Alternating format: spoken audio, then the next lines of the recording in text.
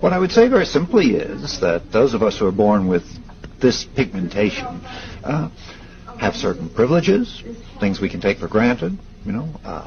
We have the safety, the security. So we don't want to lose this. Now, this also means that, and here's the unpleasant part, that so much of our safety, security, status comes from putting down black people, saying we're not like them.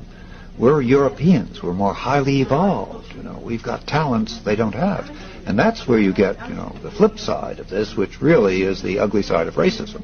Mm-hmm. Well, how much does sex and sexuality really have to do with race relations, particularly between white men and black men?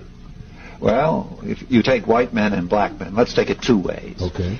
If a white man is walking down the street and he sees a couple, a very attractive black man, really masculine, and with him a very attractive white woman, very white, we'll make her blonde, he looks at that woman and he wonders, this is the white man, what does she see in him? What do they do together? And it really drives us up the wall, because she's a woman who could choose, a white guy, but she chooses a black guy. And that really bothers us. And as a result, what we want to do is some way take that black man away, because we begin to say, hey, is she having a better time with him, in various ways than she can with me? And so he's competition for us. And you know how people react to competition.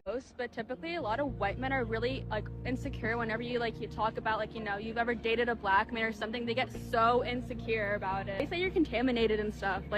I've had guys tell me that multiple times. Really? Yes. What's up with these guys, man? They don't sound confident at all. I know. White men are the most unconfident. I don't want to say all of them, but all the ones I've met have always asked the question, have you ever been with a black guy? White men asking white women if they've ever been with a black guy before comes from a very deep-seated insecurity among white men. And it's an insecurity in white men that predates America. In ancient Greco-Roman culture, men with large penises were considered idiotic, barbaric, and animalistic. In addition to aesthetic beauty, the Greeks viewed small penises as a sign of men's intelligence, modesty, rationality, and self-control. On the other hand, the larger ones were used to symbolize the idiots. In Greek art, people with large penises were associated with animals. This belief that small penises belonged to intelligent, dignified, civilized men is reflected in the Greco-Roman statues. Imagine being so insecure about your manhood and anatomy that you create a culture of gaslighting yourselves into believing the men that have larger penises are idiotic fools that are like animals. Well, when you fast forward to America, majority of the racial violence committed against black men by white men comes from this very same culture of insecurity and jealousy. White men's fear of black male sexuality led to a constant threat of violence, including castration. Whenever you hear the stories of black men being lynched all throughout America, people fail to mention that these black men were castrated either before or after the lynching. This type of homoerotic violence against black men speaks volumes to the inadequacy